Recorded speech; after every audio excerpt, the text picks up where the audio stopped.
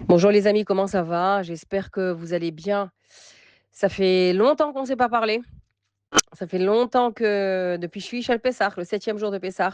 Bon, enfin, ça fait pas très longtemps en même temps. Mais quand même, on s'attache, Baruch Hashem. Alors, je donne secours pour l'élévation de l'âme de Yoshua ben Saïd ben Simcha, Simcha Yvette bat Mazal Tov, Yekuti El ben Esther, Shlomo ben Suzanne Chafatzi, Yael bat Israël, et pour l'élévation de l'âme de tous ceux qui sont partis dans les chambres à gaz, qui ont été assassinés, exterminés, toutes ces communautés d'Allemagne, de Pologne, de Budapest, de Hongrie et d'Autriche et tous les juifs qui sont partis en déportation, les juifs français, parisiens, parce qu'aujourd'hui, ben, on est Yom HaShoah. Et même si nous n'y étions pas, c'est bien de temps en temps que ces cours, que ces mots de Torah, les élèves très haut dans les cieux, parce que ce sont des Neshamot très saintes et qui sont partis, sans, pour certains, pour beaucoup d'ailleurs, sans avoir eu le temps de fonder une famille, pour d'autres, sans avoir pu se marier, sans avoir pu vivre voilà, des petits de tous les âges. Alors, je ne veux pas trop m'étendre dessus, mais je vais revenir sur ça tout à l'heure, Bezrat Hashem.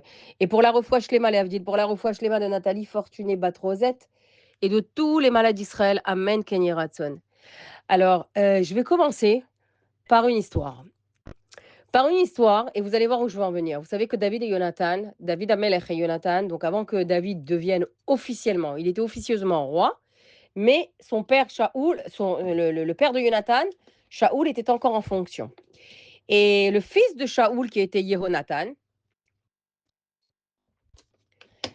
avait beaucoup, beaucoup d'affection pour David Amelech. Donc ça veut dire que ils nourrissaient tous les deux une grande, grande, grande amitié. Et cette amitié, elle n'est pas logique. Pourquoi? Parce que Jonathan savait qu'il ne serait pas roi en succession de son papa, Shaoul, du roi Shaoul. Il savait que c'était David Amelech. Donc il aurait pu concevoir envers David Amelech de la jalousie. Mais non, Jonathan a accepté la décision d'Akadosh Baruch Hu, que ce ne serait pas lui, puisque Dieu avait coupé la royauté de la chevette de Binyamin, c'est-à-dire de Shaoul Amelech, parce qu'il n'avait pas répondu à 100% à un ordre divin qui était d'exterminer tout Amalek. Et donc, la royauté, elle est passée chez David Amelech, chez Yehuda, un des fils de Yishai. Donc l'amitié qui unissait d'une manière très très forte David et Jonathan n'était pas logique. Et Shaoul s'est pris d'une grande, grande, grande, comment on appelle ça, jalousie, mais puissante, une folie pour exterminer, pour tuer David. Voilà. Et c'était presque enfin, le pauvre, il avait une maladie mentale comme ça un peu forte, enfin, qui était pas du tout évidente et à supporter pour l'entourage. Il avait des crises de neurasthénie et c'était au début de sa royauté, enfin par la suite quoi. Ça a été géré par des conteurs, par des musiciens, par des harpistes, dont David Ameller. C'est comme ça que David Ameller est rentré en contact avec Shaoul pour la première fois. Et, et donc, c'est pour cette première fois-là que David Ameller et Jonathan se sont croisés. Et là, du coup, ils ont nourri une affection très kadosh, une affection de la neshama. Mais quand Shaoul s'est pris de jalousie violente envers David Ameller, Jonathan s'est mis en bouclier. C'est-à-dire, il a protégé son ami David, qui n'était aussi pas logique. Et un jour est arrivé. C'était donc David était obligé de fuir. Il fuyait, il le dit dans ses Télim. Je suis comme une bête de somme. Je suis comme un agneau qui cherche sa, sa, sa, sa, comment dirais-je, son troupeau. Je gère comme une bête de somme dans les montagnes. Il le dit à la fin du coup tête. Et pas que là-bas. Et puis, un jour est arrivé que David et Jonathan voulaient tester Shaoul s'il s'était calmé. Et donc, c'était Rosh Chodesh. Comme nous allons maintenant vers Rosh Chodesh Iyar, que c'est vendredi, jeudi soir, vendredi et Shabbat. Il y a 2 jours de Rosh Chodesh, donc c'est un Shabbat particulier. Eh bien, ils ont fait un test. Jonathan a dit à David: «Regarde, c'est Rosh Chodesh et tous les Rosh Chodesh, il y avait un repas royal dont,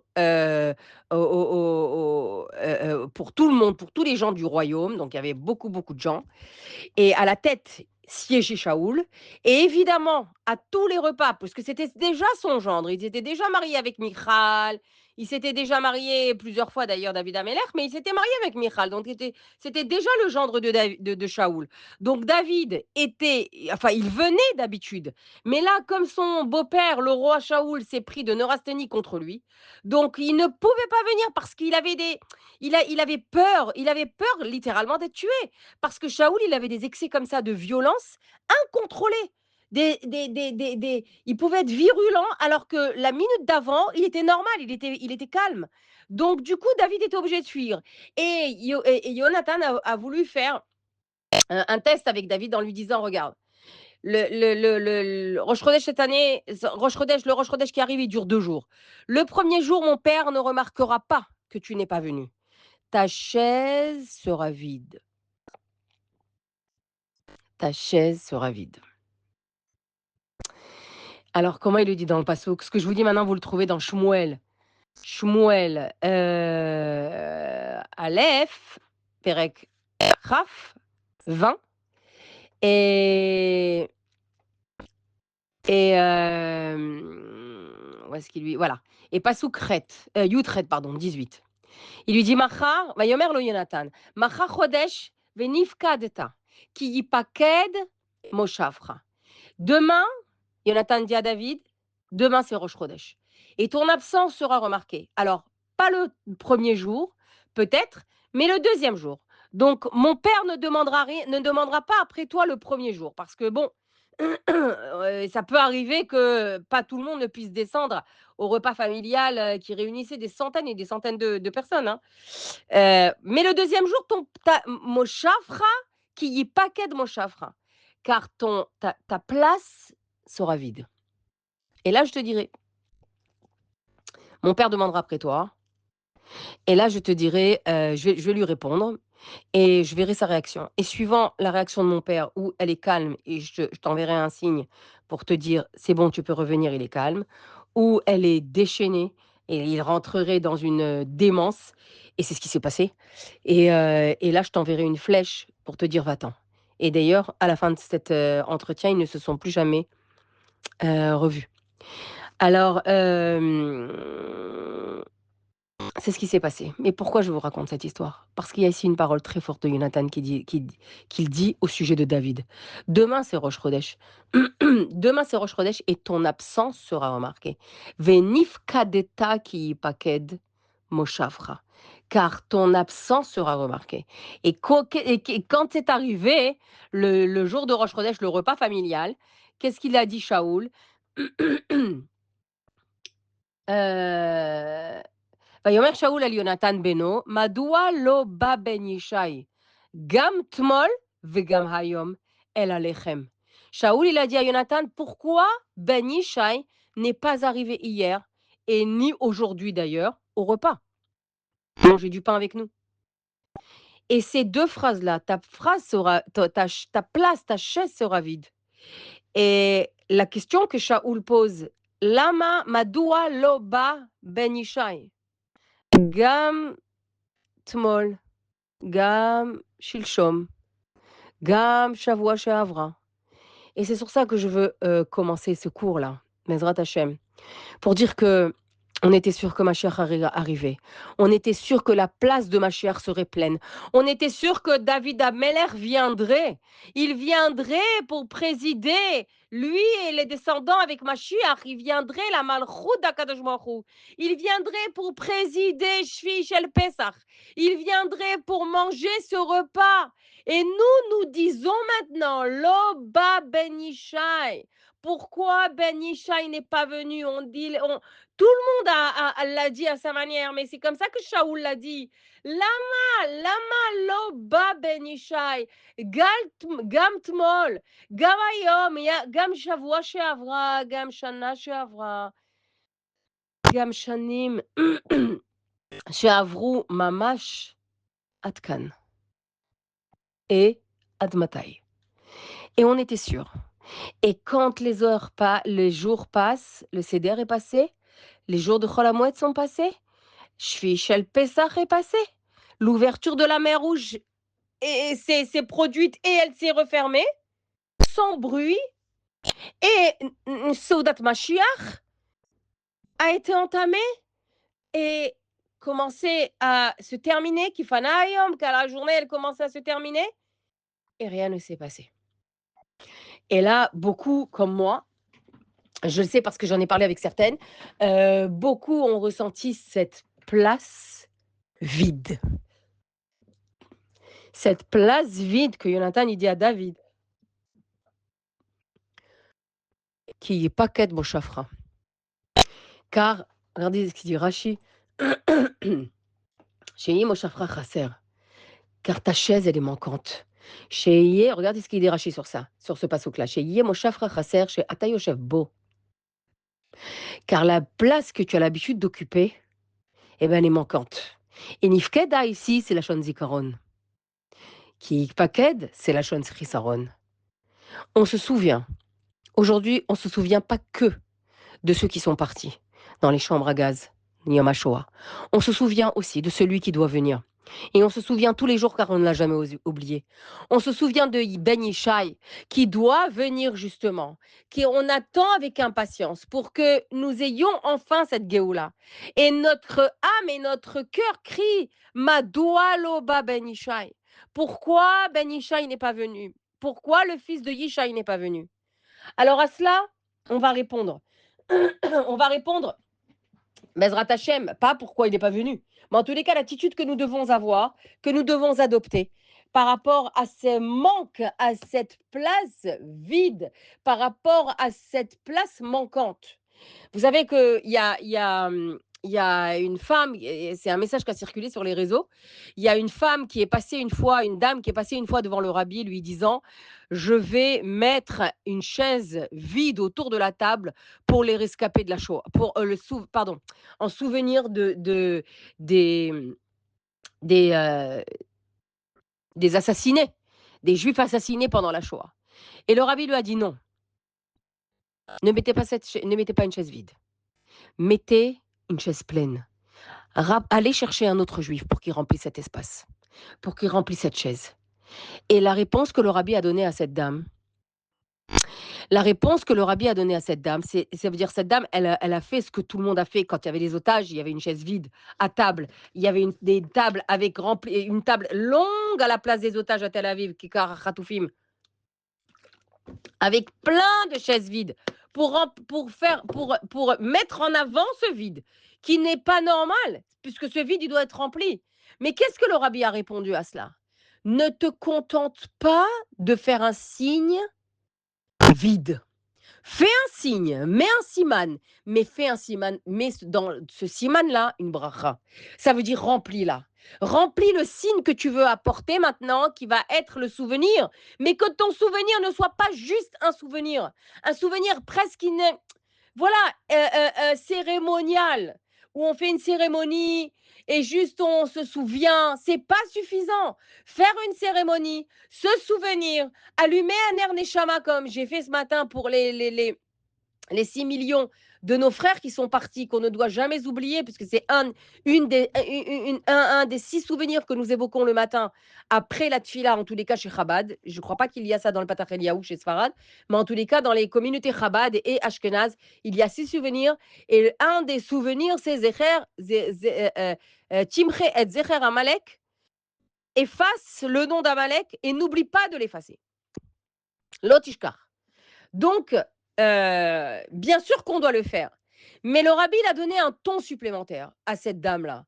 Et le rabbi a donné un niveau supplémentaire au souvenir, qui ne se contente pas juste d'un souvenir. Mais qu'est-ce que tu fais avec ce souvenir? L'idée est que cette personne-là qui n'est pas là, elle doit continuer à vivre.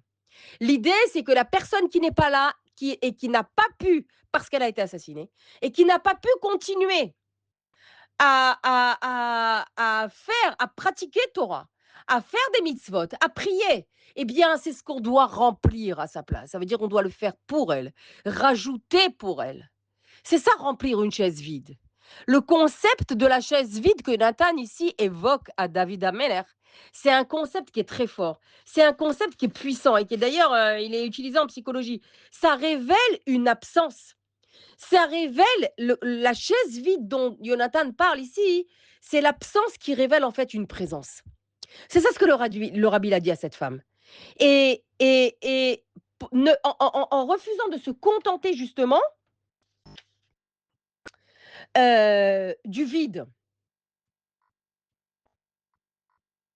de l'absence, que cette absence, elle soit justement remplie. Et ça, qu'est-ce que je voulais dire? Oui, et ça, c'est ce que Jonathan il dit à David Ameller. Demain, mon père, il remarquera. Et c'est ce que Shaoul a hurlé. Pourquoi n'est pas venu Bani Ishai? Et c'est ce que nous avons dit. Mais on ne va pas se contenter de le dire. On doit d'abord, avec humilité,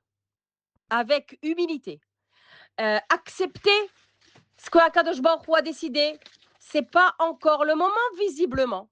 Visiblement, Akadosh Baruch Hu a décidé une date qui n'est pas très loin, mais pas ce Pessah, pas Shvi Shel Pessah, pas cette Seudat Mashiach. Apparemment, nous avons encore beaucoup de choses à faire. Encore beaucoup de choses à faire. Mais il y a quelque chose que tu dois savoir, que tu dois te dire que tu as fait déjà beaucoup, que tu as déjà beaucoup progressé. Non pas pour t'en suffire, non pas pour t'arrêter et créer un vide à l'intérieur de toi, à une stagnation, non. Pour réaliser et dire à Kadosh Baruch Hu, regarde combien on a fait, regarde combien on a œuvré, regarde combien on a cuisiné, regarde combien on a prié, regarde combien on a acheté. On en a parlé pendant Shvichel Pesach et tous les audios qu'on a fait pendant la semaine d'avant, la semaine avant, avant Pesach. Combien on a évoqué ces côtés positifs, ces côtés forts et courageux que tu as. Et c'est quelque chose qu'il faut faire. En fait, il faut faire ce bilan-là. Ce bilan que tout Pessah est passé, ma chère n'est pas arrivée. Odlo Ben Yishai. Ben Yishai, il n'est pas encore arrivé. David Amelech n'est pas encore arrivé. Ma chère non plus. La Malchut d'Akadosh Baruch Hu n'est pas encore assise, entre guillemets, sur terre. Mais alors, est-ce qu'on va rester avec ce vide? Est-ce qu'on va rester avec cette chaise vide à l'intérieur de nous? Il faut l'accepter avec humilité. La décision divine, c'est celle qui prévaut. Qui prévaut face à tout ce qu'on peut dire. Et la deuxième chose, c'est qu'on va remplir ce vide. On va le remplir en continuant. On va le remplir en ajoutant. On va le remplir en étant une femme têtue, déterminée, avec un entêtement positif. Hachem, tu as décidé que c'est pas encore, mais moi je continue. Non seulement je continue, mais je continue encore plus fort. Et avant de dire ça, tu vas faire la liste de tout ce que tu as fait déjà. Parce que tu peux être en prise par un découragement qui te donne envie d'arrêter. Et c'est humain. C'est pas une erreur. C'est humain. Mais après avoir fait état que, Madoua lo ba Ben Ishai. Pourquoi Ben Ishai, il n'est pas encore là? Moshafra, sa place, elle est manquante. Mais sa place, elle est face à nous. Ça veut dire on l'a rempli. C'est pas un sujet qu'on va dire tant pis, il est pas ma chère n'est pas arrivé, on passe à autre chose, on continue notre vie. La reprise du quotidien, en tous les cas pour moi, ça n'a pas été facile parce que quand je rangeais les cartons de Pessard et tout, j'ai dit: «Alors quoi? Ça y est, c'est rien, on est en train de passer à autre chose en fait là». On pensait on allait vraiment, moi j'étais sûre qu'on n'allait pas reprendre, que le système n'allait pas reprendre. Quand j'entendais des dates, des rendez-vous, du mois de mai, je me dis: «Mais est-ce qu'ils vont se réaliser ces dates-là? Où on sera au mois de mai?» Mais bon, c'est comme ça, il faut se ressaisir. Mais pas juste se ressaisir. Il faut se ressaisir et se remplir. Parce que dès l'instant où tu ne te remplis pas, eh ben, tu te vides. Et tu deviens cette chaise vide, dépressive, de tristesse, en disant, alors quoi, tout ce que j'ai fait, c'est pour rien. Donc, n'oublie pas, un, on doit accepter avec humilité, se soumettre. Comme il dit David Amener, Anna, Anna, attends, je te prends les mots, parce que vraiment, je vais te dire quelque chose d'extraordinaire, magnifique, que j'ai étudié pendant Yom Tov. Pendant Yom Tov, il y a Anna Hashem Oshiana, Anna Hashem Atzlichana. Mais il y a avant ça, où est-ce qu'il est? Où est-ce qu'il est? Où est-ce qu'il est? Où est-ce qu'il est? Il y a avant ça, Ani, Ana Hashem Ani Avdecha. Al-Kadosh Baruch Hu, je suis ton serviteur. Et ce Ana Hashem Ani Avdecha, ça symbolise justement la soumission. D'abord, nous sommes les serviteurs d'Akadosh Baruch Hu, et pas les serviteurs de nos désirs premiers et de nos plans. Hachem, il a son plan. Et on va pas dire qu'il l'envoie quand il veut lui. On va quand même le presser un petit peu en ajoutant, en continuant avec un entêtement déterminé à avancer, à non seulement avancer, mais ajouter. Je répète, c'est important. Et de façon à ce que nous puissions vivre, à ce que nous puissions vivre les mots que dit David Ameler, Zehayom, Asa Hashem, la Gila Venismechabo. Aujourd'hui, Zehayom, aujourd'hui, le jour que Dieu a fait, Nagila Venismechabo. Nous réjouir, nous serons dans l'allégresse et nous nous réjouirons à l'intérieur de lui. Pourquoi? Parce qu'Akadosh Baruch Hu nous aura sauvés. Anna Hashem Oshiana. Et ça, c'est très important. Maintenant, la deuxième chose, c'est qu'il ne faut pas laisser cette constatation triste stérile. Il ne faut pas laisser cette commémoration triste de tout ce qui s'est passé juste limitée à une commémoration. Il faut justement ajouter. Il faut se remplir encore plus. Visiblement, c'est pas suffisant. Et même si ça l'est, et même si, comme le rabbi a dit, Kohar Nissan, j'ai tout, le 28 Nissan, j'ai fait tout ce qui était en mon pouvoir. À vous maintenant de continuer. Et le rabbi a dit aussi que on est arrivé à une étape. Comme ça, il a dit le rabbi, je vais prendre le texte devant moi. Voilà, le Dvar Malchut. Le Dvar Malchut, c'est pas le Chitat ici, c'est le Dvar Malchut. Ça veut dire c'est vraiment les dernières sikhot que le rabbi a fait. Où le rabbi dit ici, on ne comprend pas pourquoi ma chère n'est pas encore venue. On ne comprend pas. Comment est-ce possible qu'il ne soit pas venu? Comment est-ce possible? Regardez ce que dit le rabbi ici. Il dit, il est évident que le Mashiach se doit de venir immédiatement. Le rabbi a dit ces mots-là le Vav Iyar 1991. Il est évident que le Mashiach se doit de venir immédiatement et que dans un instant, nous pourrons déjà déclarer que Mashiach est d'ores et déjà venu. Et nous allons maintenant nous atteler à enseigner comment cela doit se faire. Donc c'est très très important de vraiment, on est en train de voir, comme le rabbi dit dans cette sikha-là de Dvar Malchut du 6 Iyar 1991 de Tazria Metzora, que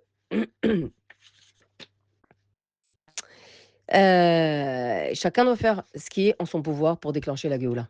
Et on le fait déjà et on doit continuer à le faire. C'est ça qui est très important. Donc voilà, c'est pourquoi je voulais commencer cette histoire. Commencer par l'histoire de la chaise vide que nous devons remplir.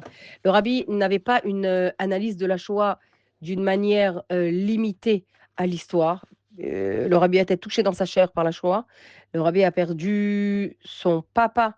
Alors, pas pendant la Shoah, mais le rabbi Levi Yitzhak est mort en en Sibérie, en exil, dans des conditions effroyables, par la Russie, bien sûr. Et son frère, le frère du rabbi, il avait 2 frères. Il y a un des frères qui est parti à Treblinka, dans les chambres à gaz. Le rabbi a été touché personnellement, dans sa chair, au niveau famille, par l'assassinat, l'extermination du Ham Israël et par les nazis, par son frère, pardon, et cetera. Donc en fait, il avait toujours une analyse, le rabbi, à tout celui qui venait lui parler de ça, dont Elie Wiesel, une analyse projetée dans le futur, une analyse projetée dans l'optimisme, une analyse projetée dans la lumière. OK, c'est une réalité. Hitler, Yimar Shemo, tout ce qui ça veut dire vraiment, voilà, c'est expliquer l'inexplicable et le réaliser et le dire, mais ne pas s'arrêter là. Le rabbi a dit à Elie Wiesel, enfin, j'ai pas les textes ici sous les yeux maintenant, mais en tous les cas, l'idée, c'est qu'il l'a encouragé à répondre, à donner une réponse à Hitler et Marshmallow, la réponse que Hitler n'attendait pas. Celle de fonder une famille, celle de se marier et d'avoir des enfants, celle de perpétuer Torah et Mitzvot. Et c'est ça ce que Hitler ne voulait pas. Hitler voulait tuer le juif, voulait tuer le corps, voulait mortifier, voulait tuer cette mortification du corps et cette mortification de l'âme. Comme il disait, Yem Marshemo Vezicho, que son souvenir soit effacé dans le Gehinnom le plus profond, que le juif a deux travers. Il a la mortification du corps par la Brit Mila et la mortification de l'âme par la conscience. Et ça, c'est très important de savoir que la vision du rabbi sur ça, hein, c'était justement de se projeter vers l'avenir, vers l'avant, vers la lumière, vers l'optimisme. Et il a encouragé Elie à se marier. Elie s'est marié. Il s'est marié en 1969 et il a eu un garçon ou 2 garçons, je crois, dont un il a pu nommer son père, qui est mort aussi dans les camps de concentration et qui s'appelait Eliezer et donc c'était la vision du rabbi, non pas parce qu'il n'était pas du tout concerné, lui aussi était concerné malheureusement, mais c'est comme ça que voilà, on continue à se projeter justement, non pas dans la chaise vide, la place vide, mais la place qui est pleine. Et j'y reviendrai tout à l'heure, Vlineder, sur cette notion de place vide, mais maintenant, je voudrais vous dire attends, parce que j'ai vu quelque chose de très, très beau. Loamut Kirche. David Ameller, il dit Loamut Kirche. Je ne vivrai pas, pardon, je ne mourrai pas, mais je vivrai. Donc, le rabbi va expliquer dans. Attends, c'est le rabbi ou c'est le Maguide de Mézérich? Je crois que c'est le Maguide de Mézérich, Torah Maguide, oui. Le Maguide de Mézérich va expliquer sur ça que c'est une répétition. Je ne mourrai pas car je vivrai. Et il est évident que si la personne ne meurt pas, c'est qu'elle est vivante. Donc ici, le Maguide de Mézérich va expliquer, vous savez que j'ai un Teilim, je fais une parenthèse, extrêmement précieux pour moi. Déjà, il est précieux par le texte, mais il est précieux par les commentaires. Il est commenté par le Ravadin Shenzal et enrichi de commentaires de Alpi Chassidout, mais de toutes les Chassidouillots. Et ce sont des amis qui me l'ont offert, certaines se reconnaîtront. Et vraiment, je réitère mes remerciements parce que je l'étudie régulièrement et à chaque fois je découvre des perles dans ce Tehillim. Je vous en ai déjà parlé une fois, je vous avais même, il s'appelle Tehillim Koren, Biur, Biur, Umanut et Pliné Chassidut. Et c'est donc expliqué de base par le Rav Adin Steinsaltz. Et qu'est-ce qu'il dit ici, le Maguide de Mézérich? Il dit que donc c'est une répétition. Et il va expliquer la chose suivante. Il va dire Yesh Chaim Kshehem Kemavet. Il y a de la vie, il y a des gens qui vivent. En fait, il y a la vie comme la mort. Ça veut dire qu'il y a des personnes qui vivent une vie qui est l'égale d'une mort. Lesquelles? Alors attends, avant de dire lesquelles, il dit Yesh chayim shehem chayim be'emet. Et il y a des vies qui sont véritables vies. Alors, le Maguide de Mézérich, tu vas dire que quand un homme chay behakarat, alors quand un homme, il vit avec la reconnaissance, avec la lumière, avec comment dirais-je? Avec les mots de tfila, même s'il le dit peu, avec l'étude de la Torah, qu'il fait vibrer dans son cœur, qu'il fait vibrer dans son âme, dans sa pensée, à l'intérieur des profondeurs de son cœur, même si cette personne-là n'est pas un Talmid Chacham, même s'il connaît peu, même si c'est qu'il y a une personne qui vient de faire tchouva, peu importe. Le Bagui de Mézérich dit Az Chayav Korim Chayim. Alors sa vie, la vie de cette personne-là est appelée la vie. Tu comprends comment c'est beau? Ça veut dire qu'en fait, ici, ta vie, le contenu de ta vie et le ton de ta vie va être donné par tes actions et par ce que tu vas ressentir à l'intérieur de ton cœur quand tu t'adresses à Kadosh Baruch Hu et comment la Torah et les mitzvot, elles vont éclairer ta vie au quotidien. Ça s'appelle véritablement une vie complètement vécu. À l'opposé de ça, chas v'shalom, leidach gisa, à l'opposé, chez Dibouré Torah ve'atfila yotzim mipiv, velo moach velo belev, hem hu chashuv kemet. C'est-à-dire que à l'opposé de ça, chas v'shalom, quelqu'un peut étudier la Torah tout le temps, être tout le temps. Ça veut dire il est peut-être même Kolelman, on va dire. Il étudie Torah, il prie, il fait les 3 tefilot par jour, et cetera. Mais tout cela, il n'y a ni cœur ni esprit. Ça veut dire en un mot, il n'y a pas de conscience. Celle que voilà, dont on vient de parler maintenant. Hare hu chashuv kemet. Eh bien, cette vie-là, elle est considérée comme étant une mort. Et c'est ça ce qu'il dit David Amelech à la Shalom. Lo amut ki echye. Je ne mourrai pas car je vivrai. Qu'est-ce qu'il dit? Il dit je vivrai, non pas cette vie telle de Torah, bien sûr, de l'Imout Torah, mais vide à l'intérieur, vide de sens, de kavanot, de ressenti, d'émotion, de sensibilité, vide de tout ça. Non, dit David Ameller, je vivrai, chayim amitiyim, je vivrai une véritable vie.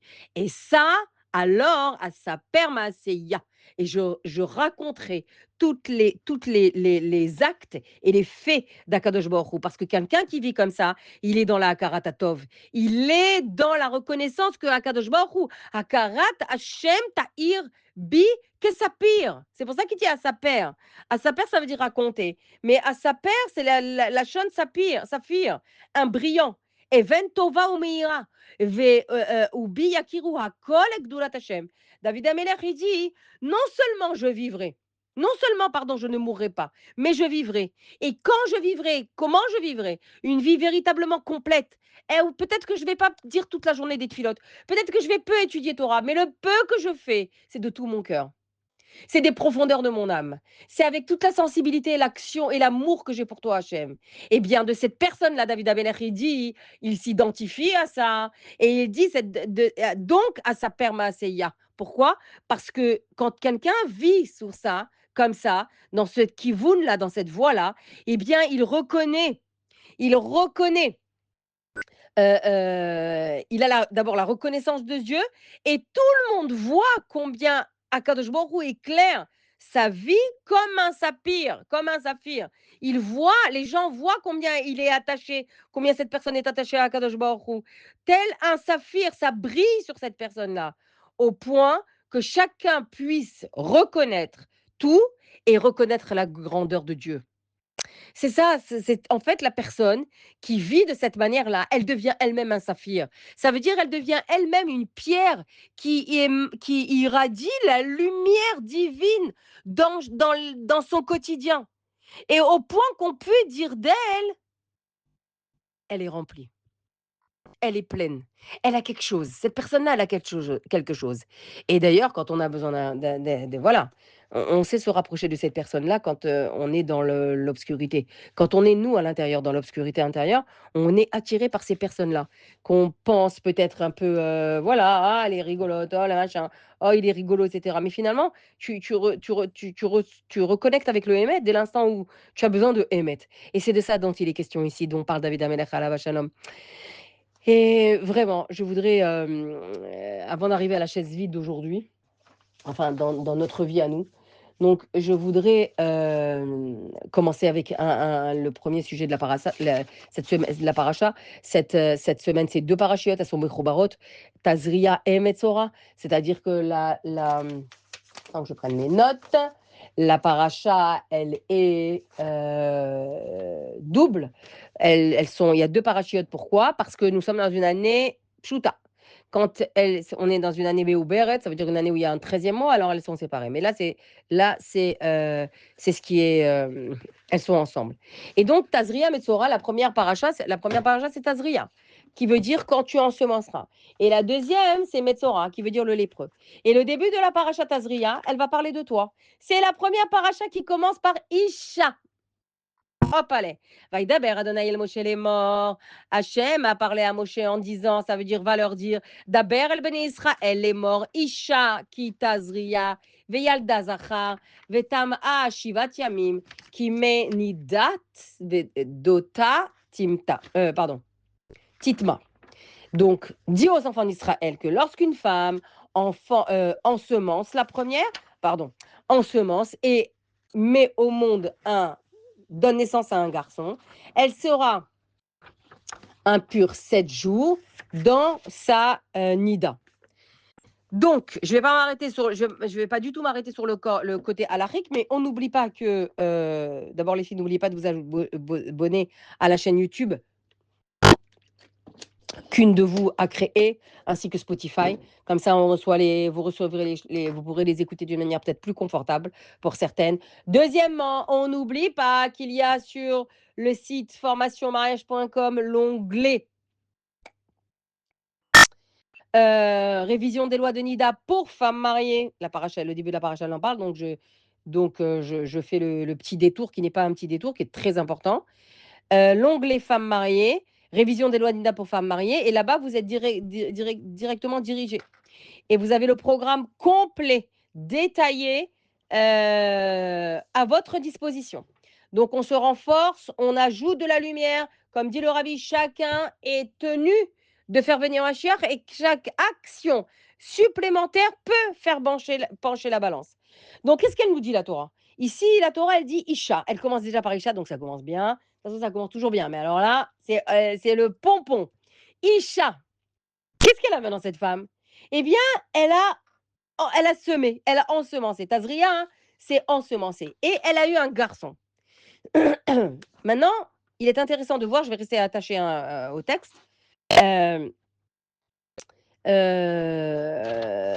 Ohr HaChaim Akadosh, il va dire la chose suivante. Il va dire, voilà, d'abord le Ramban Nachmanide. Je vais commencer par le Ramban.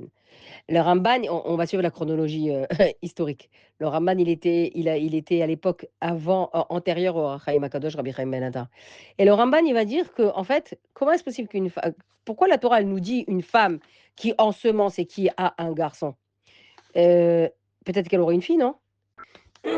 Et le Ramban de nous dire, Isha kitazria, Isha mezar et trila yoledet zachar. Une femme qui va sortir, qui va ensemencer la première. Donc, ça veut dire qu'elle va ensemencer, elle va ensemencer la première, elle va avoir une sécrétion. Cette sécrétion-là, pendant la relation, elle a la capacité d'attraper les zéras masculins de l'homme. D'accord? C'est pourquoi c'est la femme qui donne le garçon et c'est l'homme qui donne la fille. Maintenant, Ohr HaChaim Akadosh, je ne vais pas m'étendre plus dessus parce qu'il y a énormément à dire, bien sûr. C'est tous les cours sur sexualité dans la Gdoucha. Mais c'est pas le sujet. Et puis, je sais pas qui va écouter, et cetera. Donc, on fait pas ça de cette manière-là. On n'enseigne pas des perles. Pardon, on n'enseigne pas l'intimité d'une manière anonyme. Et par contre, Rabbi Chaim Ben Attar, Ohr HaChaim Akadosh, il va ramener un Zohar, Chelek Gimel, Amoud Aleph, qui va dire que Hakavana, Asher Yechaven, Amazria, Yamshir les Zera Nefesh.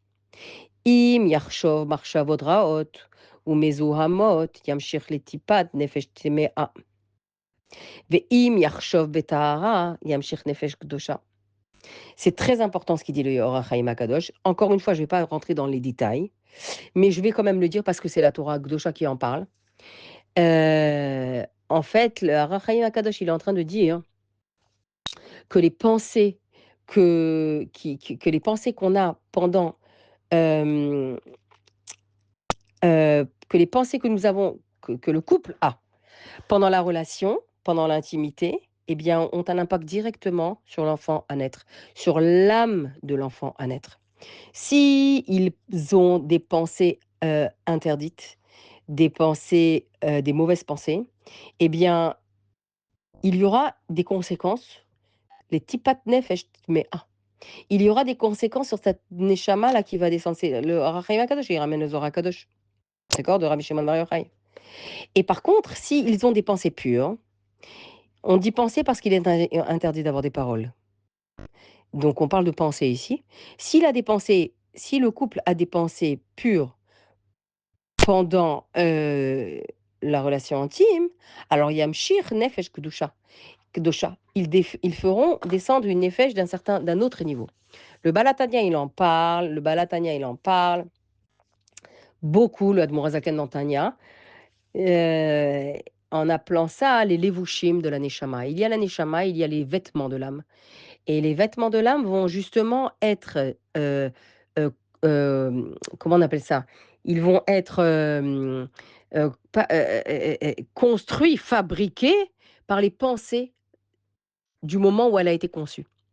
Donc c'est très important de faire attention à ces pensées et les pensées s'entretiennent par la vue. Donc c'est très important de faire attention à ce que nous voyons. Pourquoi? Parce que ce que nous voyons va impacter la pensée et contre bi, ces pensées, elles viennent dans des moments où il ne faut pas. Tu comprends le mot contre bi, d'accord? Donc ça veut dire que quoi? Ça veut dire qu'il faut faire attention, surtout monsieur. Non pas que madame soit exempte, mais surtout monsieur. Parce que la vue, elle impacte directement l'esprit et le cœur. Et ça n'a pas du tout les mêmes conséquences chez un homme que chez une femme, mais en tous les cas, ça a des conséquences certaines chez les âmes qui sont conçues. C'est ça ce qu'il dit Rabbi Chaim Ben Attar alav shalom. Donc il faut faire attention à ça. Pourquoi? Pourquoi j'en parle maintenant? Parce qu'il y a nous sommes dans un monde du visuel, voilà, tout passe par la vue. Tout passe, tout, tu regardes énormément de choses dans la journée. Après, évidemment, chacune, elle met un contrôle de la neshama, ça s'appelle pas un contrôle parental, ça s'appelle un contrôle de la neshama sur ce qu'elle décide de regarder ou pas. Mais des fois, on est peut-être contrainte de regarder des choses sans l'avoir voulu. À force de quoi? À force de regarder Bichlal.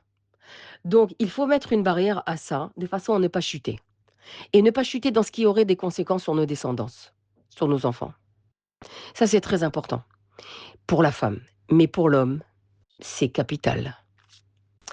L'homme qui va s'endormir avec son portable, l'homme qui va être tout le temps avec son portable, l'homme qui va être tout le temps sur les réseaux, etc., il se met en danger. Et il se met pas juste en danger lui-même, il met aussi en danger ce qu'il concevrait par la suite. Et la Torah, elle en parle, donc il faut faire attention à ça.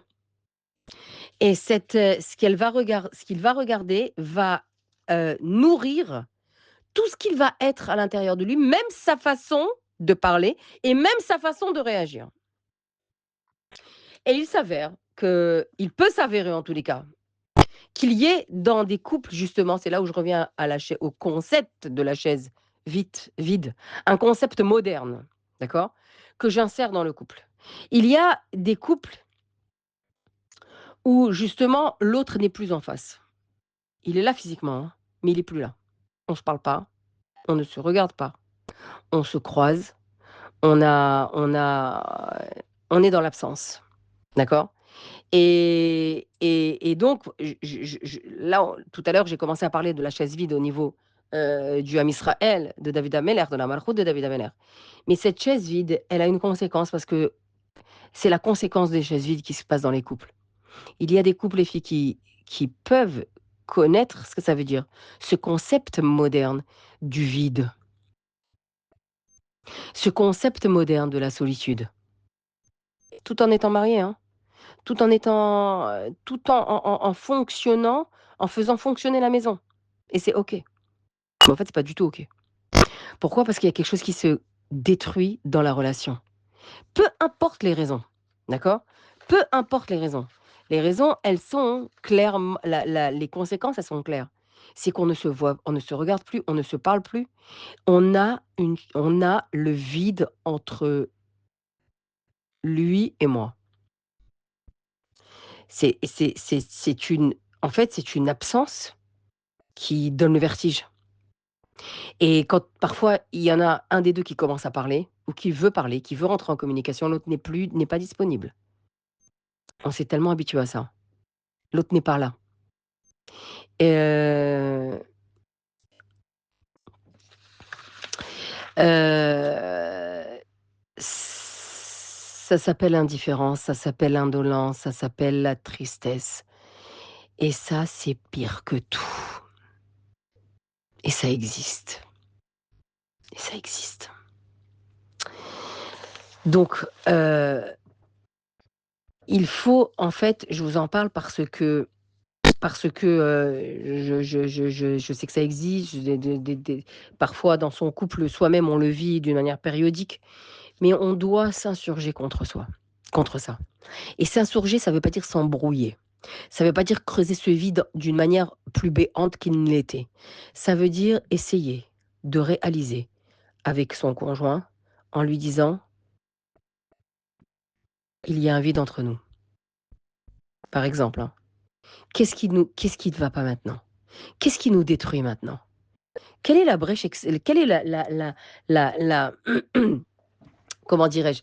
Quel est l'élément extérieur qui est venu briser ce que nous avions construit? En fait, il est important de faire un état des choses. C'est pas parce que Pessah est passé, c'est pas parce que bah, justement, Pessah est passé, donc on n'est pas censé revenir à l'étape zéro. On est censé avoir monté, avoir progressé. On est censé avoir monté des échelons dans notre relation, dans tous les domaines de notre vie. C'était ça les 15 étapes du CDR. Tu commences à Kadesh et tu finis avec la victoire. Nirtza, tu finis avec la victoire. Donc, tu peux pas retourner à l'étape zéro. Mais il y en a qui n'ont fait que ce travail, il y en a qui n'ont fait ce travail que extérieurement, que en lavant les tiroirs, en faisant les repas et en dressant des tables et lui qui douche et horta et moti, waouh, waouh, toutes les étapes, mais en fait à l'intérieur, on est au niveau zéro et parfois on est même en dessous zéro. Donc la situation n'est pas perdue, n'est pas désespérée. Pourquoi? Parce que là maintenant, hein, on est en train de monter aussi des étapes qui s'appellent le Homer. On est dans une période du Homer, on y reviendra la semaine prochaine, Bezrat Hashem, d'une manière plus détaillée. On parlera bien évidemment de la star du Homer, mais en tous les cas, le fait est, c'est qu'on est en train de monter des étapes qui nous sortent de notre impureté, 49 degrés d'impureté, qu'on est en train de remonter vers le 49 plus 50e degré de pureté. Donc on a encore cette possibilité, ce travail, qui n'est jamais fini en fait, hein. Cette option, cet espoir qui est qu'on va pouvoir s'améliorer. Mais ça va passer par justement, ça va passer par l'étape rompre le vide, rompre le silence, rompre l'absence et remplacer, comme le rabbi l'a dit à cette femme, n'acceptez pas la chaise vide seulement. La chaise vide, c'est pas juste remarquer qu'il y a, oui, normalement, il y aurait dû avoir une présence, mais il n'y a pas, donc je la marque comme ça. Remplissez ce vide. Et c'est ce que nous devons faire, les filles, dans notre couple. Dans notre couple, quand nous traversons des périodes, quand je dis nous, c'est toi, c'est lui et toi.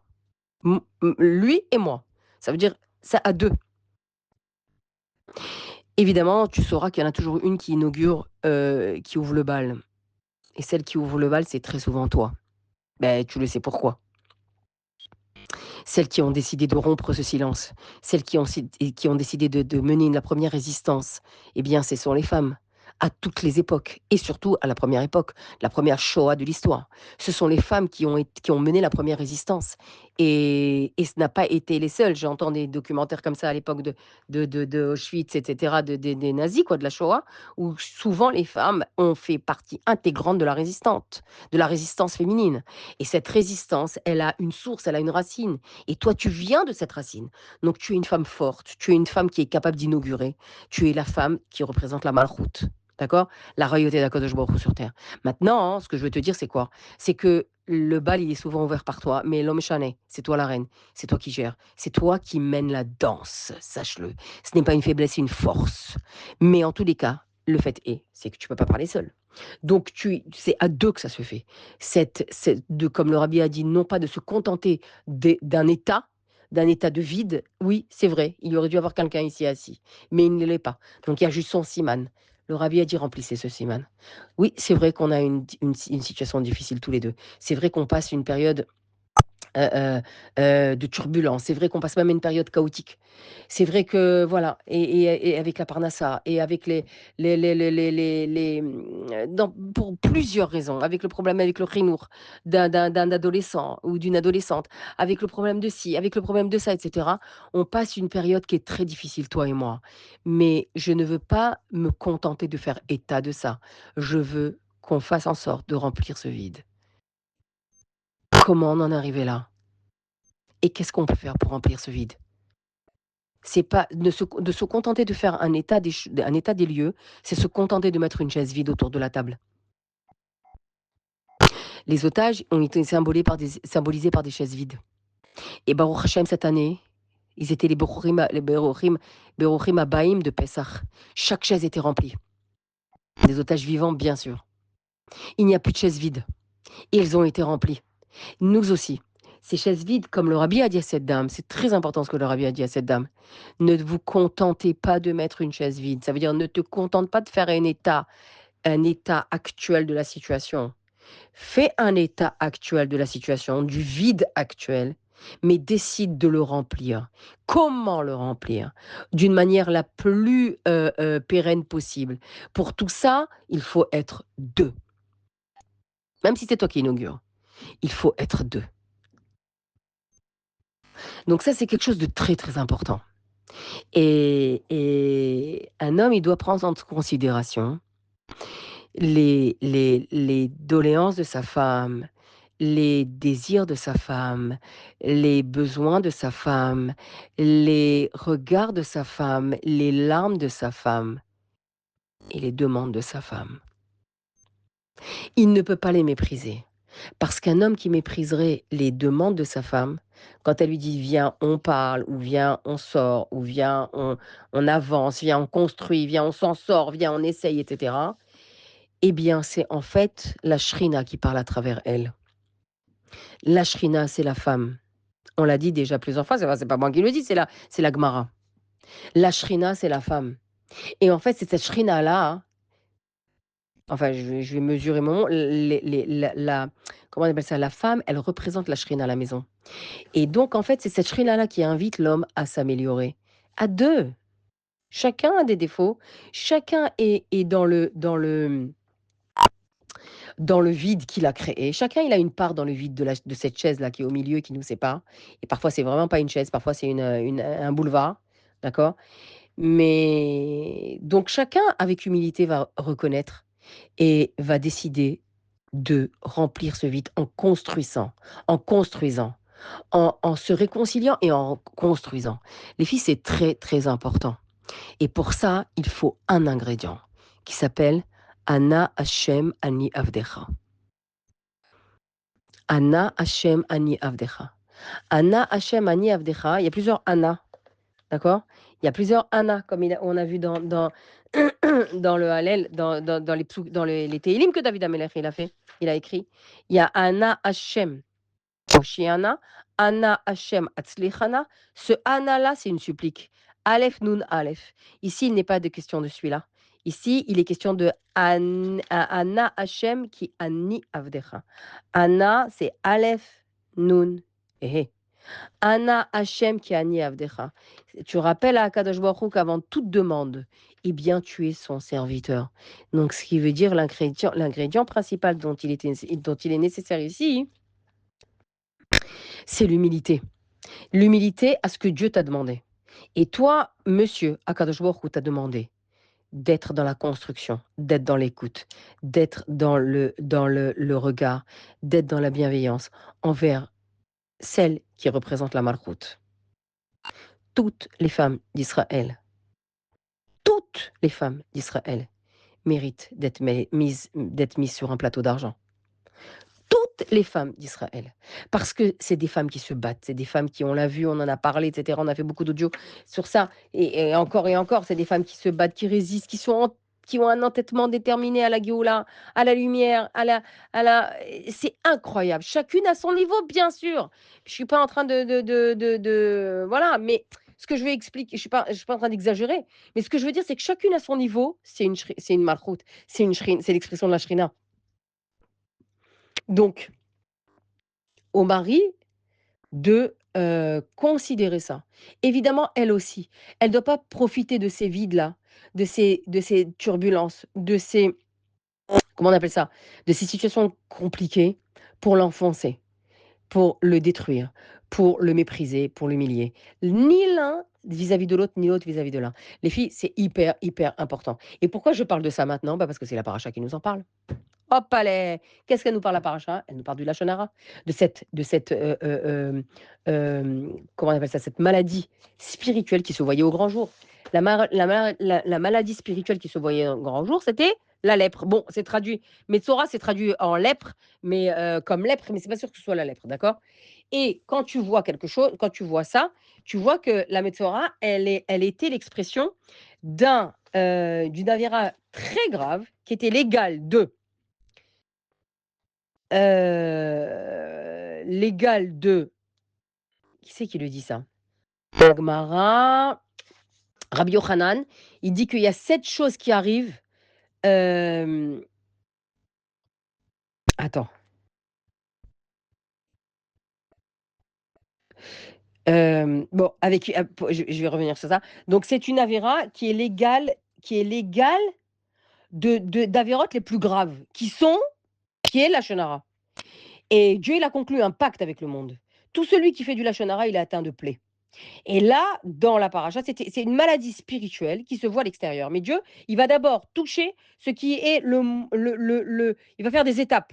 Le moins important, d'abord la maison, donc l'argent, après les habits et après le corps lui-même.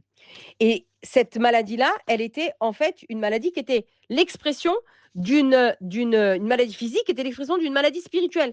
Et là, ça se voyait. Bon, on traduit populairement comme lèpre, mais on ne sait pas exactement si c'était lèpre.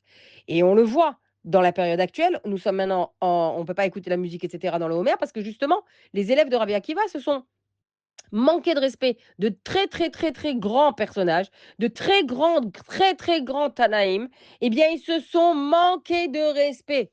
Enfin, c'était pas des Tanaïm, mais c'était des très grands Talmidei Chachamim qui se sont manqués de respect par la parole. Ils se rabaissaient, ils se méprisaient, etc. On reviendra sur ça, sur cette période-là, la semaine prochaine, Bezrat Hashem. Et le Midrash, il dit que tout celui qui dit du Lachon Hara, il transgresse les 5 Chumshe Torah. Les 5 Chumshe Torah. Pourquoi? Parce qu'il est écrit 5 fois Zot HaTorah. Il est écrit 5 fois dans la paracha. Il est écrit dans les 2 parachiotes, d'accord? Il est écrit 5 fois le mot Zot HaTorah à Nega Tzarat. Zot HaTorah Asher Bo Naga. Zot HaTorah Naga Tzaraat. 5 fois le mot Zot HaTorah.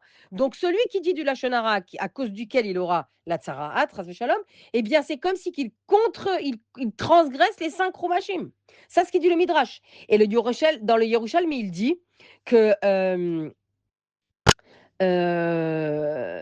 5 choses, pardon, 4 choses séparent l'homme de ce monde-là. C'est-à-dire que comme l'homme, par sa parole, la personne, elle a séparé les gens en faisant du lachon hara. Beh, qu'est-ce que tu as fait? Tu as causé que la personne à qui tu as parlé, ben, elle va être séparée de celle sur qui tu as parlé. Pourquoi? Parce que peut-être que tu l'as dévaluée, peut-être que tu l'as critiquée, peut-être que tu lui as dit quelque chose qu'il fallait pas qu'elle sache. Donc du coup, elle va avoir un sentiment qui est le contraire de la Israël avec cette personne-là. Donc, ayant séparé 2 personnes, Akadosh Baruch Hu, il fait quoi? Il fait qu'il y ait 4 choses qui font que l'homme est séparé de ce monde. Comme lui, il a cherché à séparer, eh bien, lui aussi, il est séparé. Et quelles sont-elles? Donc, il est séparé de ce monde. Vekeren kayemet lo leolam haba. Et Shem baola. Alors, quelles sont-elles? Gilui arayot, avodah zara, shfichut damim. Et la quatrième, c'est la shonara keneged kulam. Ça, c'est écrit dans le Yerushalmi. Il y a 3 avérotes très graves qui séparent l'homme du monde-ci et du monde futur, mais il y a une quatrième qui est l'égale de tous. Et quelle est cette quatrième? Ben, c'est la Shonara, Keneged Kulam. Le Baal HaTanya, le Rabbi Shlomo Zalman, il en parle dans Tanya. Et aussi, il dit que c'est très grave. Il y a une tchouva, bien sûr, il y a une tchouva. On peut faire tchouva. Mais attends, viens, on continue le limoud maintenant. Eliaou Hanavi, dans Tena Deve Eliaou, il raconte dans le Perek Yutret que devant Dieu, on n'aura pas la face, on ne pourra pas relever la face devant ce qu'on a dit. Hem, Pourquoi? Parce que de la même manière que celui qui raconte du lachon hara sur quelqu'un d'autre, ses paroles, elles montent jusqu'au trône céleste. Jusqu'au trône céleste. Et et ainsi ainsi, des anges, à la demande d'Akadosh Baruch Hu, descendent vers ces Réchaïm, vers ces nazis, on va parler d'eux. Ils descendent et à la demande de Dieu, donc ils jettent ces Réchaïm dans les profondeurs du Gehinnom. On n'a aucune idée de ce que, chas v'shalom, de ce que c'est le Gehinnom. Mais les Réchaïm qui ont dit du Lachon Hara sur nous, comme il y en a jusqu'aujourd'hui chez certaines nations du monde, et comme il y a eu à cause parce que toutes les exterminations, les assassinats ont commencé par des paroles, du Lachon Hara sur nous. Eh bien, Eliyahu Hanavi, il dit que ces gens-là, ils ne descendront pas stam dans le Gehinnom, ils descendront dans les profondeurs du Gehinnom, ces Réchaïm-là. Ça, c'est très, très, très, très, très important. On va continuer avec le Rajbam. Le Rajbam, il dit que quelqu'un qui dit du Lachon Hara, eh bien, il n'y a pas de pitié pour lui. Il n'y a pas de pitié. Et même Myriam, la pauvre, Myriam Haneviah, la sœur de Moshe Rabbeinu, qui, elle, grâce à elle, Moshe est né. Elle était pour la famille. Elle œuvrait pour les couples. Elle a vu que Moshe s'est séparé de Tzipora. Donc, elle a juste dit c'était une goutte et en plus, c'était motivé pour le bien. Eh bien, elle-même n'a pas été épargnée de la Shonara. Pardon, de la Tsarat. Elle a eu la plaie. Elle a eu cette plaie-là. Kadosh Baruch Hu a demandé, a fait attendre. C'est-à-dire, tout le peuple a attendu pour 7 jours qu'elle sorte de son impureté. Il y a le coup de Shimoni. Il dit que de cette même de cette paracha même, il dit que toutes les que tout chas v'shalom, les malheurs qui arriveraient sur une personne, Akadosh Baruch Hu, il promet qu'il l'aidera, qu'il la sauvera. Toutes sauf celle du Lachon Hara. Là, Hachem, il dit à la personne, débrouille-toi toute seule. Parce que, donc c'est des paroles graves qu'il dit le Yalkut Shimoni. Le Rambam, il explique, non, attends. Midrash Tanchuma, on l'a fait. Donc, attends, juste je te dis qui c'est. Oui, le Midrash Tanchuma, il dit que on parle du Lachon Hara, mais on parle également de celui qui utilise des mots grossiers, des mots détestables, qu'il peut utiliser pour insulter ou sa femme, ou elle, lui, ou elle, insulter son mari, chas v'shalom. Ça abîme littéralement la shléchout que Dieu a donnée à chacun, c'est d'utiliser sa bouche pour bénir. Ça veut dire qu'au lieu de louer Dieu, cette personne, elle a insulté, elle a méprisé, elle a humilié, elle a maudit la personne qui est face à elle. Et donc, elle a fait une distorsion de cette shlichut, de cette mission que Dieu lui a donnée.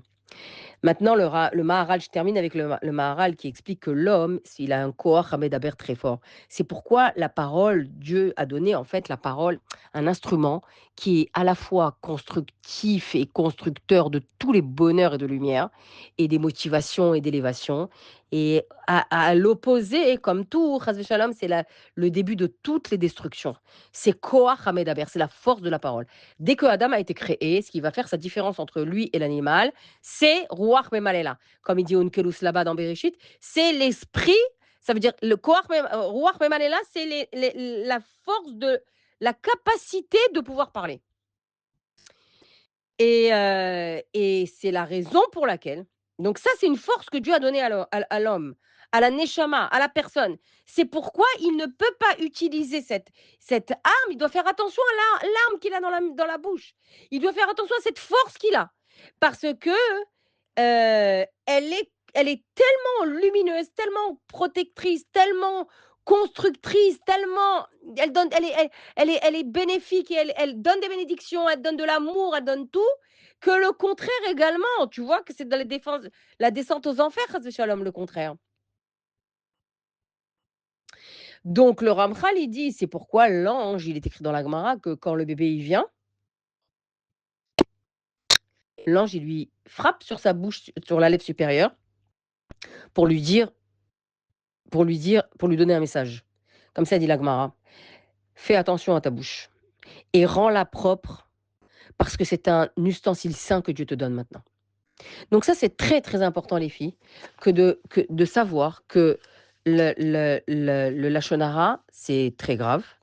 C'est pas grave, hein, c'est très grave et hem il faut faire attention au bavardage, il faut faire attention à la aux personnes que tu fréquentes, qui est des personnes qui sont il y en a qui sont, la vérité, pro lachon hara. C'est tu sais très bien que quand tu vas prendre un café avec elles, tu vas en avoir pour une heure de bouchage d'oreilles ou voilà, tu vas et voilà, tout le monde va en prendre plein la tête. Donc et je dis pas qu'il faut pas les fréquenter, mais je dis que en fait, il faut détourner la conversation. Il faut avoir cette force, avec diplomatie et avec intelligence et sagesse, eh bien, savoir détourner la conversation. Au lieu de parler des autres, viens, on parle de nous. Au lieu de parler de nous, viens, on parle des choses, des événements, des progrès, des textes que tu as appris. Regarde ce que j'ai appris, regarde comment c'est beau, regarde combien. Il y a tellement de sujets de conversation. Mais il y a des personnes, malheureusement, qui se sentent tellement vides à l'intérieur d'elles-mêmes qu'elles préfèrent parler des autres que de se regarder elles-mêmes. Et ça, c'est pas que c'est pas des personnes fréquentables. Il faut faire attention au bavardage parce qu'au début, on commence à parler de la pluie, comme on dit en français, de la pluie et du beau temps et on arrive à matraquer les personnes les plus proches de nous, d'accord? Donc en fait, il faut faire attention à ça, non pas ne pas les fréquenter ces personnes-là, mais de savoir les amener à des conversations beaucoup plus lumineuses. Et pourquoi? Pourquoi je dis lumineuse? Parce que le lachon hara, il a la capacité d'agir sur la personne qui l'a dit. Quand tu dis du mal de quelqu'un, tu te fais du mal à toi. Il dit le Baal Shem Tov, le lachon hara, il tue 3 personnes. C'est la Gemara qui le dit d'ailleurs aussi. Enfin, le Baal Shem Tov, il rapporte les paroles de la Gemara. Quelles sont les 3 personnes concernées par le meurtre? Eh ben, toi, la personne de qui tu as parlé et la personne qui écoute. Donc en fait, quand tu dis de la shonara, la première que tu tues, c'est toi-même. Parce que tu vas rentrer de l'obscurité en toi, du mal en toi et tu vas avoir un mal-être. Tu vas penser que tu as gagné l'attention, tu vas penser que tu as réussi à dévoiler des secrets et waouh, tout le monde était bouche ouverte. Tu vas penser tout ça. En vérité, la première le premier trou que tu as creusé, c'est pour toi-même. Et ça, tu le vois pas tout de suite parce que c'est la tentation, elle est tellement forte, tellement puissante et le délice, il est tellement grand que tu ne le ressens pas tout de suite. Mais quand tout le monde est parti, comment tu te sens à ce moment-là? Et la roue, elle fait que la roue, elle tourne. La vie, elle fait que la roue, elle tourne et les personnes avec qui tu pensais te lier d'amitié parce que tu as critiqué celles qu'elles n'aiment pas elles-mêmes, finalement, elles-mêmes finiront par te critiquer aussi. Finiront elles-mêmes aussi par ne plus t'aimer. Ce qui veut dire que en fait, le lachon hara, c'est plus qu'une parole destructrice. Il a détruit carrément des êtres humains. Et je reviens au couple. La première personne chez qui tu dois agir, envers qui tu dois agir, c'est ton mari. Et la première personne envers qui il doit agir, c'est toi-même. La chaise vide, elle ne vient pas comme ça, dans un couple. L'espace vide de ton couple, il ne se construit pas comme ça. Il vient parce que justement, on a commencé par des paroles méchantes, agressives, destructrices, méprisantes, des paroles de jugement dures, intraitables, intolérables. Alors, au fur et à mesure, il y a un vide qui s'est instauré, un fossé qui s'est mis entre toi et moi, et qu'on doit refuser d'accepter, qui est inacceptable. Et ça, il faut donc être la shlichut de ça, c'est déjà dans ton couple et par l'extérieur. Et par l'extérieur, ne même pas et évitez même de parler du mal birlal, même de quelque chose de mal, même des non-juifs, enfin, quand je dis des non-juifs, ça veut dire stam, de parler du mal comme ça, parce que tu t'habitues à dire du mal. Et ça, il faut faire attention à cela. Et je vais terminer par une parole du rabbi, par un enseignement du rabbi qui justement va dire Tazria Metzora. Regarde comment c'est beau. Tazria, c'est ensemencer. Le rabbi va donner un éclairage et un enseignement sous l'éclairage de la chassidoute sur Tazria et Metzora, l'association des deux. Tazria, c'est ensemencer. On a dit que c'est la femme qui ensemence. Quand elle ensemence la première, elle fait naître un garçon. Et la paracha qui vient après, c'est Metzora. Metzora, c'est le lépreux. Mais qui s'appelle le lépreux dans la Gemara Sanhedrin? Eh bien, c'est Mashiach qui s'appelle le lépreux. Alors, qu'est-ce qu'il dit le rabbi? Il dit une femme qui enfante qui ensemence la première, qui ensemence, pardon, elle fait naître un garçon. Isha qui tazria bialda zachar. Regarde comment c'est beau que Isha, le premier mot de Dieu du passage c'est Isha, et tu comprends que Mashiach il viendra grâce à Isha, d'accord? Alpi Chassidut, le rabbi explique que la Géoula, c'est un accouchement. On l'a bien senti et on le sent bien. C'est un accouchement, un long accouchement et il va s'avérer qu'à l'issue de cet accouchement, il va y avoir un petit garçon et qui est ce Zachar? Qui est ce Zachar? D'abord, le Zachar, il sous-entend la force, d'accord? Mais ce Zachar-là, c'est, attends, attends, attends, attends, attends. Attends, attends. Attends, parce que je te veux que je reprenne mes notes.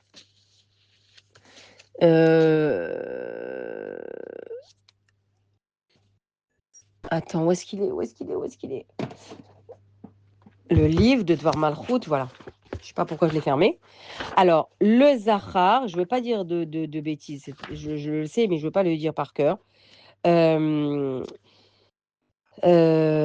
délivrance, donc c'est ça, et le Zachar, c'est Mashiach. Le masculin fait référence à Mashiach. Le monde du masculin, ça s'appelle Alma Dechora.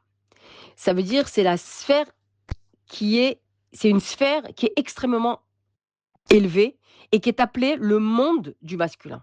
Donc une femme qui concevra, qui est la femme, c'est le Ham Israël. D'accord? Et l'enfantement, c'est la Géoula. Elle va enfanter un mâle, ça veut dire elle va enfanter Mashiach. D'accord? Donc nous, le Ham Israël, nous allons donner naissance à l'ère messianique. C'est dans l'explication de la Chassidut dans les mots de la Parashat Shavua. Isha ki Tazria. Isha, c'est le Ham Israël. Tazria, elle est enfante. Elle enfante qui? Zachar. Zachar, c'est le Melech HaMashiach. Maintenant, le Metzora, le Mashiach, il a aussi un nom. Il s'appelle le Metzora, comme c'est écrit dans la Gemara Sanhedrin 98. B, Tzadik Ret Amoud Aleph. Il est décrit là-bas que Mashiach, c'est le Metzora. Il est appelé le lépreux.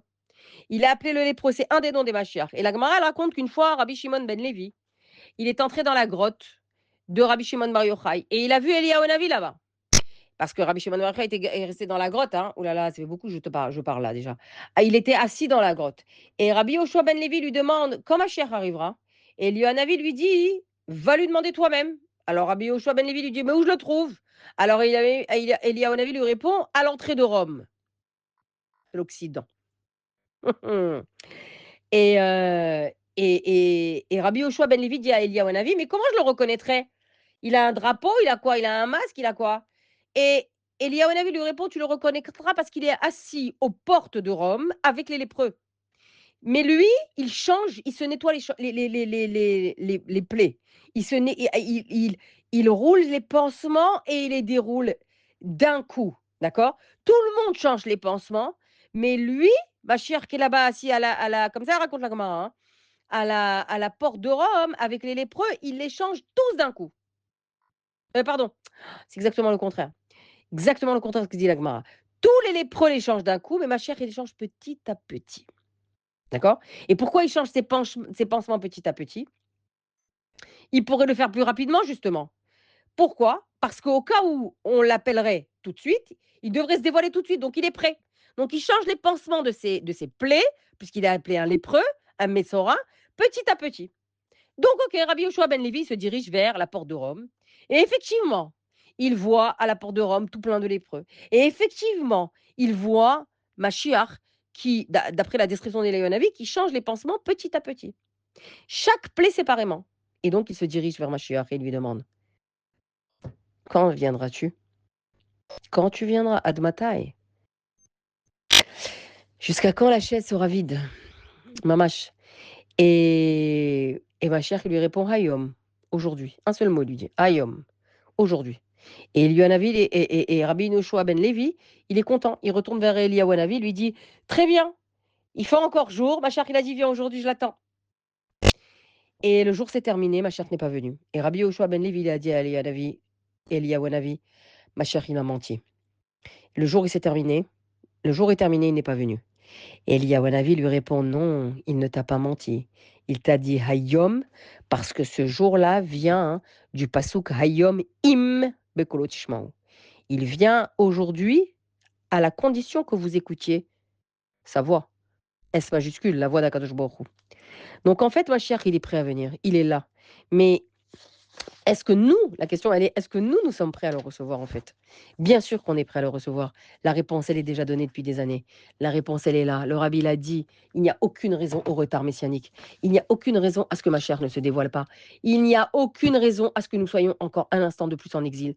Alors que Bezrat Hashem, par le shalom que nous allons faire dans notre baït, par ce silence, ce vide, cette chaise vide que nous allons refuser en disant Madoua lo ba ben Yishai. Je termine avec ce que j'ai commencé. Bezrat Hashem, on verra la malchoute de David Amelech avec Mashiach, qui viendra faire la Seouda de Rosh Chodesh, comme je vous ai commencé avec l'histoire de Shmuel Aleph, qui viendra au repas de Rosh Chodesh, Iyar, Bezrat Hashem Idbarar, que le rabbi il dit que Rosh Chodesh Iyar, que Iyar c'est Abraham, Yitzhak, Yaakov et Rachel, la Ima qui ressemble, la Ima qui représente toutes les femmes, la Ima qui représente la Shrina, que Bezrat Hashem, nous ayons avant Rosh Chodesh Iyar, Ben Ishai, David HaMelech, la Malchut du Melech HaMashiach, assis à la Seudat de Rosh Chodesh pour la Geoula Bimera Beyamenu. Amen Kani Ratzon.